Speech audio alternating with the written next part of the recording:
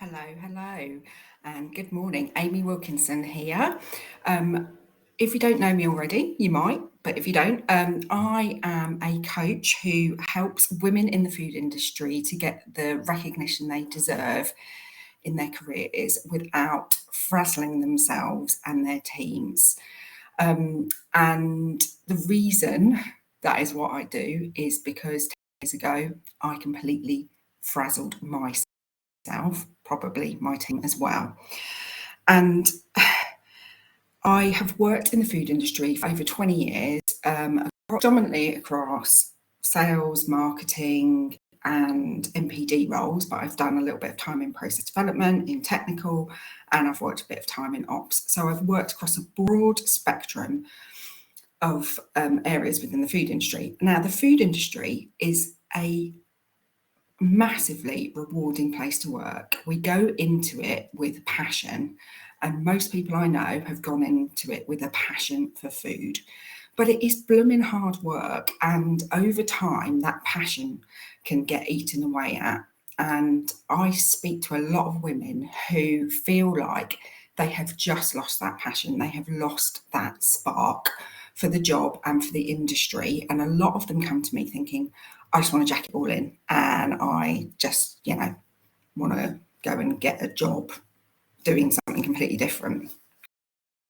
But then we work out that that isn't necessarily the case. They do still have a passion for food. They do still have a passion for the food industry, but we need to do things to help them to feel more valued at work and to get that spark back. And often they end up either staying in the same organisation or getting a new job, but staying within the industry.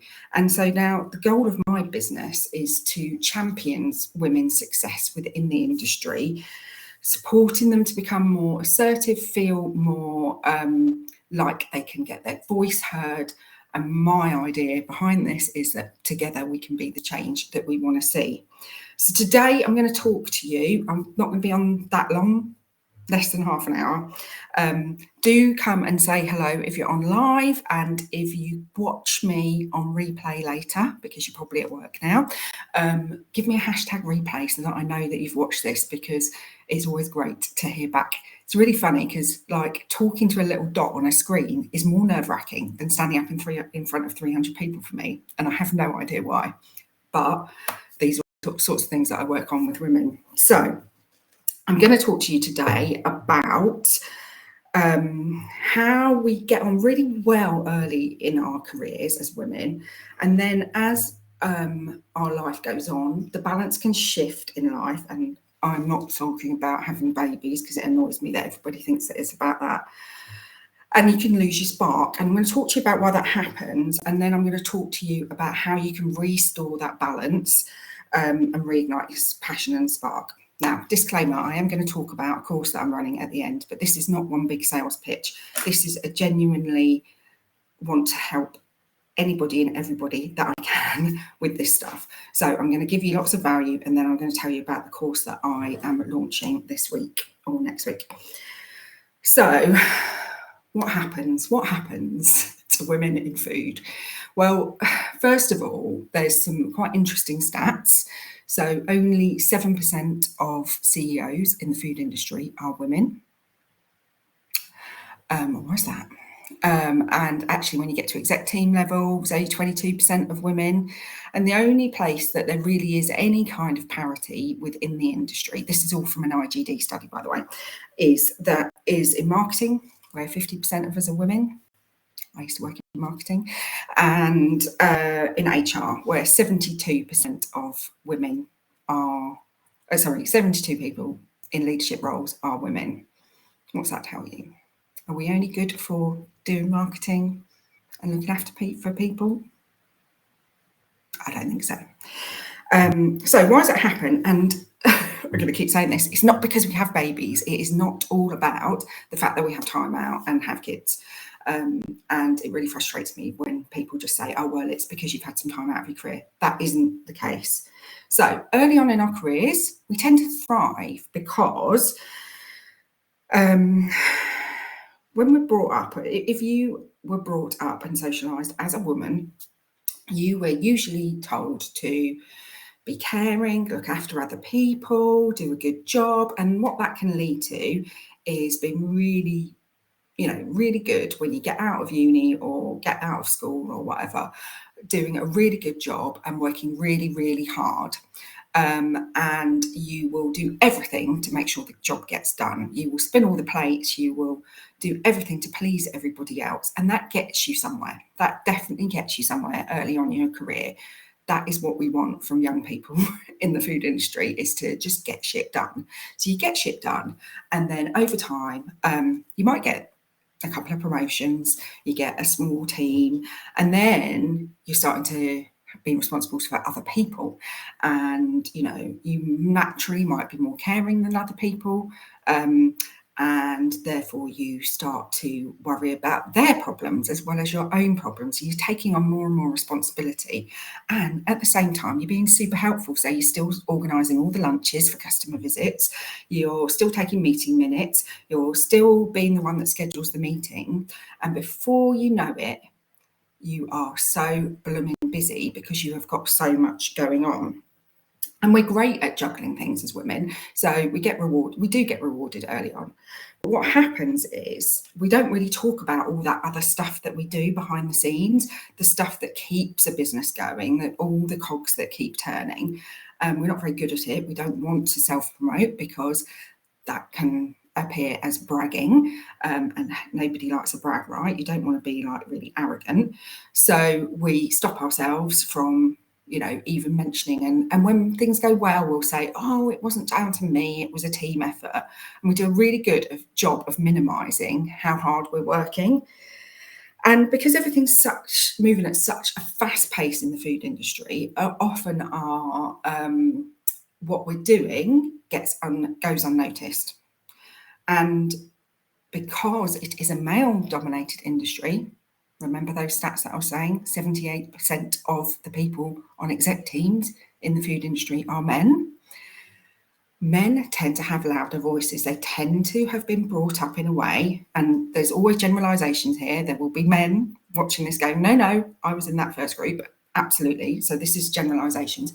But there was a lot of men that are encouraged to have a loud voice, are encouraged to talk about their achievements, and therefore they're the ones, the male-dominated voices keep going on and on in the industry. And we just sit there being polite and not actually getting any recognition. So what happens, and I'm totally talking about myself here, this happened to me as well, is that we work harder and harder and longer hours, and we juggle even more, and we pick up all the hard work that nobody else wants to, because we like to be helpful, we like to help other people. And, like I say, we have been promoted to a point, but now we're really empathetic leaders, and now we've got to worry about the rest of our team as well. We're worrying about our team. And, it all starts to get on top of you. And then something will happen, like you might get ill. That's what happened to me. You might get a parent that gets ill. You might get a child that gets ill. But something that puts it all into perspective, and you just get to the point where you're juggling, you're running a home. The responsibilities that you had in your 20s are completely different as you move through your life stages. You've got a mortgage to worry about, you're running around, you're worrying about school drop-offs and pickups, you're worrying about your partner, your friends, you've got more and more friends, so you've got things that you've got to keep up with, and you've got this kind of work hard, play hard that you had in your 20s, but you haven't got flipping time and energy as time goes on. And then something will happen that will bring it all into perspective, and you start to think, there must be more to life than this. You start to get resentful, you start to get exhausted all the time. You start to think, God, I can't put up with this bullshit anymore. I remember getting to the point where I was like, if I have to do one more Valentine's meal deal post-launch review, I think I'm going to kill myself. You just get to the point where you're like, this is bullshit. And what also happens at this point is that you stop getting the promotions, and you stop getting the recognition that you were getting previously. For a long time, it sort of, your career happens to you, and then all of a sudden it starts drying up. And part of that reason is because you're not getting visible and because you're getting your head down and you're getting that stuff done, but it starts to weigh you down a bit. And what also happens is because you're not getting all of that recognition that you used to get and the well dones and the this, that, and the other, because everybody's just relying on you and you're just getting shit done. Sorry, okay. Then you start to get a little bit of self-doubt. You start to creep up on you. You start to feel like everybody else has got their shit together and you haven't got your shit together. And because you've got to a point of really, I use the word apathy at that point, you might find yourself thinking, I cannot be asked. There's not even any point in speaking up in this meeting anymore because nobody listens to me, or I'm going to get interrupted by a man, usually, but not necessarily, not always. And you start thinking, I should be able to do this. I should be able to get promotions. Women can have it all, right? You know, we were definitely brought up as a generation of women can have it all. My mum was burn the bra generation. She really wanted me to go after whatever I wanted. And I believed that I could have it all. And what I would like to say to you is that you can have it all, but you can't do it all. And that can form part of the problem because you're thinking, I should be doing this. I should be able to speak up in meetings. I should be able to do promotion. I should be able to juggle the kids. I should be able to do this, that, and the other. And all these should start to weigh you down. And you start to think, I can't do this anymore. I just want to get off the bloody bus. And this is when the spark starts to go. But you can't give it up now, right away, right? Because you've got another 20 years of your career ahead of you, potentially, even more. Even if it's only 5 years, you can't give up now. And, you know, these are all the things that start to lead to us to lose our spark. I definitely got to a point where I forgot what it was that brought me into the food industry in the first place. I got so wrapped up in post-launch reviews, doing spreadsheets, this, that, and the other, that I lost my passion. And a lot of you will already know my backstory, but 10 years ago, working as a senior commercial manager in the food industry, I well and truly burnt out. And when I say burnt out, you know, Peter, that gets bandied about quite a bit like these days. I was bedbound. I literally couldn't move my arms and my legs. And that was a massive low point for me. Talk about losing spark. I felt like I'd lost everything. And I did. I lost my marriage. So many things. Built that back up. And I have done so much work. And I have a real understanding now of what got me to where it got me, why I'd lost that spark, why I had that total apathy for the job. And now I help other people to get that spark back so that you don't get to that point of being frazzled and burnt out. So I just want to say to you, it doesn't have to be this way. And it is okay to want different things now in your career than you did in your 20s. A lot of people are like, oh, I had a career plan. You know, I knew what I was doing when I graduated. It changes, life changes. And as we go through different stages in our life, whether that's for children or without children, because I get really mad when people say it's all about having kids. I didn't have mine till I was 40. All of this happened for me when I was in my early 30s. But the demands on our time do become different, and frankly, our priorities do. So sometimes we just need to sit back and reassess what it is that we want. What was achievable in our 30s and 20s and 30s isn't necessarily achievable anymore as we go into our 30s and 40s. And I'm not saying that's because we're all old and knackered. It's just because we want different things. But it is possible to have what you want right now. And it doesn't have to be what your mum wanted you to have, or, you know, whoever else was pushing you when you were younger. But in all of this, your well-being does matter. And, you know, that is the heart of my business, is, you know, making sure that we get the recognition we deserve, but not by frazzling ourselves. You do not have to burn out to be able to be successful and have your spark at work. So I'm going to give you some practical things to do now. And this is some of the stuff that I would do with one-to-one clients, and it's some of the stuff that I'm going to get people to do in my group program that is launching and that I'll talk to you about in a little while. Because the first thing you need to do, because I know you're on a flipping hamster wheel, and part of the reason you've lost your spark is because you literally don't have time to sit back and think about what it is that you actually want anymore. So the first thing you need to do is create some time. And I know you think you haven't got time, but we're going to make you time. So you need to start asking for help. Whether that's at home, it's really simple things like, in lockdown with my partner, I had the conversation that he needs to be responsible for the dishwasher. You know, it sounds so simple, doesn't it? But it's those things that will give you a little bit of time back in your day. So it's not just about at home, it's about at work. Pushing back on those things that you are doing that you're getting no credit for, but they're taking up your time. Stop saying yes to sorting out the lunches or going out, nipping out to the shop for ingredients. You do it, that's somebody else's job. Let somebody else do it. Stop taking on all of those extra little bits.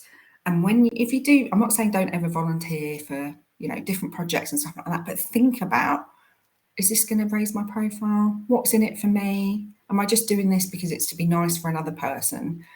Because you really need to create some space and time to be able to think for yourself. And then I want you to sit down with a piece of paper and a pen, and actually spend a bit of time thinking about what it is that you enjoy doing. What gave you that spark in the first place? What are the things that you really enjoy doing? And the things that you're good at, because that changes over time as well. Like, I'm a completely different person to who I was at the beginning of my career. I was actually quite a little mouse, and now I really enjoy standing up and speaking in front of people. So, think about who you are now, not who you've always thought you were. And so thinking about the things that you enjoy at work, and then start to create a bit of a plan of how you could get a little bit more of that stuff back. And that might be talking to your line manager, it might be volunteering for certain projects, but remember, you've got to clear some other stuff off your plate to start doing the things that you really enjoy. You might also find that there's some stuff that you're not that good at, but you really enjoy. So start thinking about, how can you upskill yourself in that stuff? How can you get some training for work to pay for? Get some coaching, get work to pay for it. What can you do to start creating a bit of a plan so that you get to do more of the stuff that you love and less of that shit that you don't love? And the other thing is, it's not all about work. We lose our spark at work because we lose our spark in life. Now when I burnt out, my whole life was doing things for other people. I had nothing that I was doing for myself. So it wasn't all about work. I was really busy. I had an active social life. I had people around all the time, but I was doing it for other people. I wasn't doing it for myself. So the other thing that I want you to do is think about one thing that you can do for yourself outside of work. I mean, it could just be as simple as spending a bit of time doing one of those adult colouring books, or it's making sure that you get some time to go for a walk. You get to walk the dog. Just something that is for you and for nobody else. I'm going to try Clubbercise. That's my next thing. But something like that. So remember, the reason that we lose our spark later on in our careers or middle of our careers is because from a very young age, we were conditioned to be perfect and work really hard. And we did a really good job of that for a long time. And that gets us somewhere until it doesn't anymore. And you've got to that, it doesn't get you anywhere anymore stage. So you need to do something about it. Remember, the food industry is fast-paced, it's low margin, it's male-dominated, and it is a harsh industry to work in. But it is amazing as well. But all of that stuff can knock your confidence, and don't beat yourself up for that. You can do things to build your confidence up. You can get your spark back. But you do need to take time and space to take control back yourself and get that spark back. Now, you might do this work and think, I ain't going to get that spark back in this organisation, but at least you know that, and there's something that you can do about it. So they're my tips of what you need to go away and do. I'm going to talk to you about Invisible to Valued now. So this is a course that I am launching. So my waiting list is already open and they can already access it. So if you want to join that waiting list, I'll put a link in the comments here so that you can do that. This course is going to be about helping you to feel more valued at work, to get that spark back, to go from feeling completely invisible and like you're getting no recognition to feeling like you're somebody that people listen to and that they value what you've got to say.